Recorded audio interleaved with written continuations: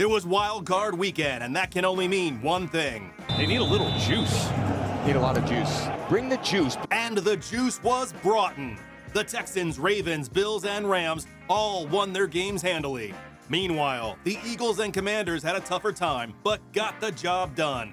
And now we must make fun of it. Welcome to the playoffs, and welcome to Shut Up Football. I'm Jeff Stoltzfus. That's Kevin. There weren't a lot of surprises in the outcomes of last week's games, but there were still plenty of big moments to be seen. Grab a paddle and start rowing as we go up the waterfall of another NFL roast.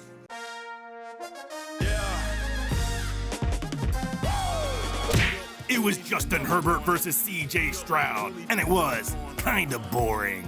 The Texans failed to find their rhythm early, and the Chargers barely mustered any offense, farting out a couple of field goals from rhymingest kicker Cameron Dicker. CJ Stroud threw an interception, and he looked pouty and sad, but Justin Herbert said, "You ain't seen nothing yet." Herbert came out flatter than an A-cup, itty-bitty interception committee. He threw 4 picks in this game, including one to Eric Murray, who returned it for points.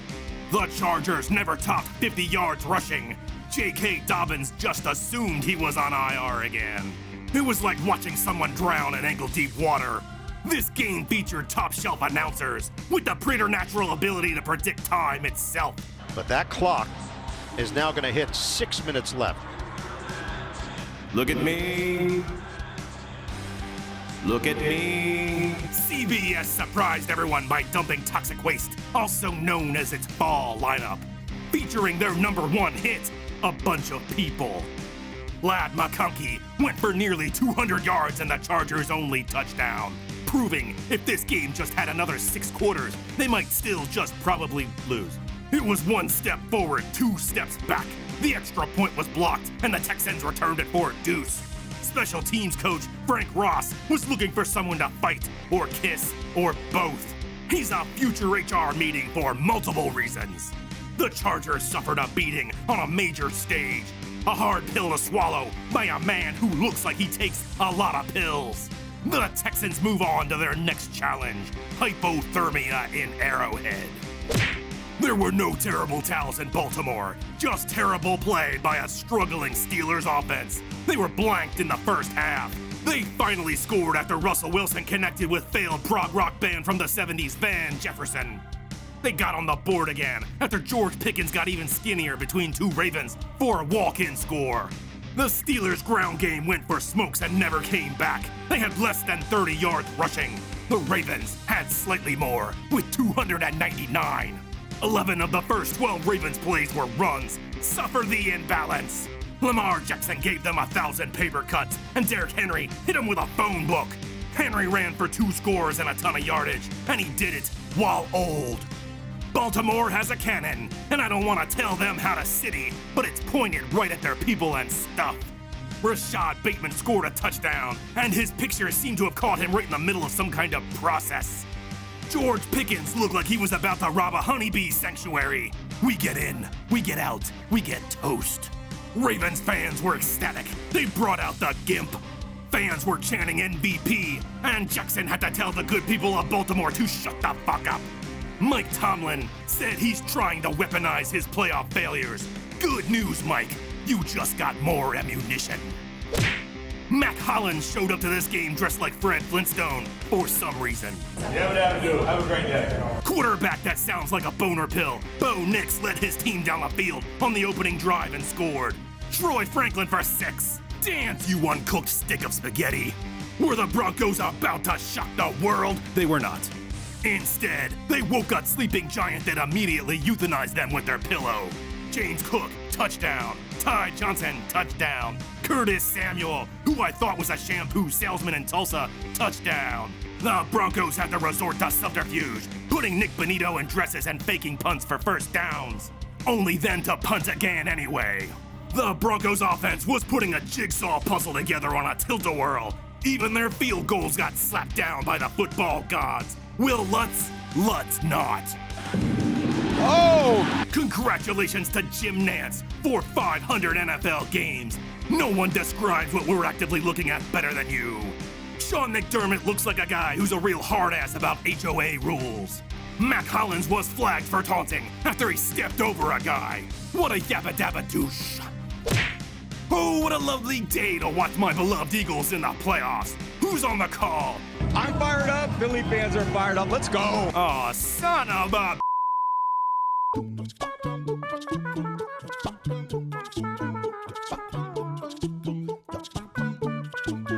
Instead of a singer, the national anthem was played on a saxophone by some guy named Vanya Sax. As in, I Vanya to stop playing that fucking sax. Now this place stinks of sax, thanks to Kenny G's whiz. The Packers fumbled on the opening kickoff, and maybe they got it back, but who can tell at the bottom of a pile? Nobody knows piles better than the Eagles. That's one of their best plays. Jalen Hurts was fresh off his concussion tour, and he was playing all the hits. Head. That's mostly it. Hurts had enough time to read the entire depth chart, which explains how Jahan Dotson got the ball. Up until now, he'd been collecting enough dust for neighborhood kids to write clean me on him with their fingers. This game had a body count, and most of it came from the Packers. They lost multiple receivers, and their heads were bleeding cheese everywhere. Jordan Love was intercepted 1, 2, 3 times. Not that the Eagles did much with it. This game was mostly defense. Dallas Goedert stabbed Corey Valentine with a series of high fives on his way to a score. Happy Valentine to the ground. Josh Jacobs broke through 37 tackles and dragged a defender like a magic carpet ride.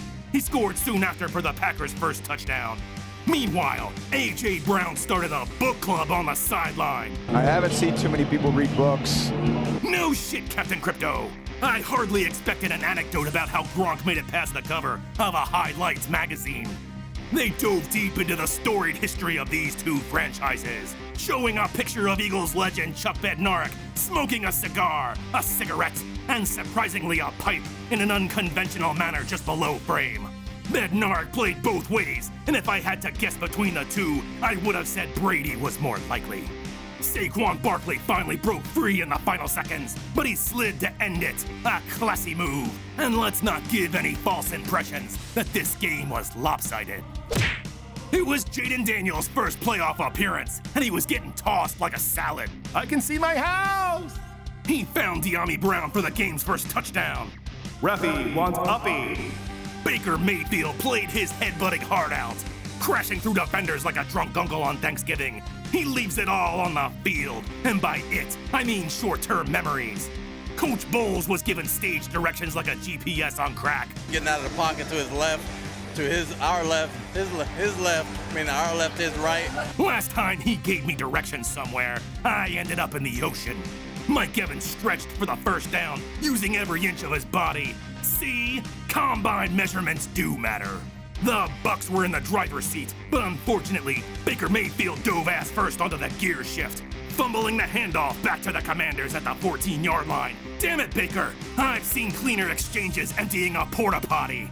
In the final seconds, the Commanders sent out kicker Zane Gonzalez for the win, just as soon as he fixed that hair. 13, 14, 15, okay now. Nope, 16, 17. For fuck's sake, it's just going under a helmet. Quick, yell something about his hair. Holy hell, he doinked it in. Keep the helmet on, Zane. Everybody is gonna be messing up your hair now. This game was moved from Southern California. Fans were bussed from LA to Arizona. Bad news, after the game, they brought them back. The Vikings got a defensive score. Bad news if you're a fan of heads. Stafford didn't need one to pitch it forward for an incompletion. If you can call that dainty lob a pass. Pinky out. Stafford made his case from under a purple taint fedora, and it was overturned. Whatever genie imbued Sam Darnold's 2024 season with life must have had some fine print about the new year. He fell apart like an old sponge. The Rams' defense was all over him. Darnold saw more sacks than a cinematographer for Pornhub. He was picked off and split like a banana at a monkey party. The Rams forced a fumble, and Jared Verse took it the distance, diving through the air like he was taking a bullet for the president. Even simple passes looked like an arduous task. Coach O'Connell, is it true you fell backwards into a bathtub at halftime, hoping to wake Inception style from this maddening nightmare? No, I was just trying to drown myself. Justin Jefferson wore too much bling for this kind of beatdown. No one compliments the best-dressed guy at a funeral. The Vikings finally got on the board with a well-placed ass pass to TJ Hawkinson. Few people know Kyren Williams was raised by ducks. Sadly, his family couldn't attend as they had flown south for the winter. The Rams could have taken their foot off the accelerator after they broke double digits. It was a tough loss for the Vikings. Kevin O'Connell can now begin his offseason of ritualistic offerings to J.J. McCarthy.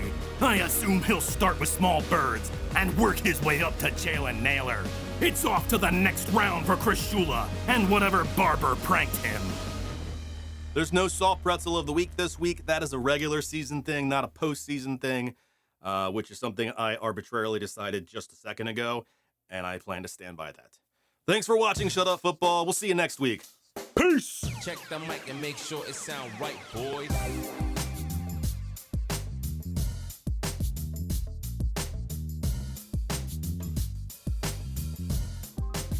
It sound right, boy.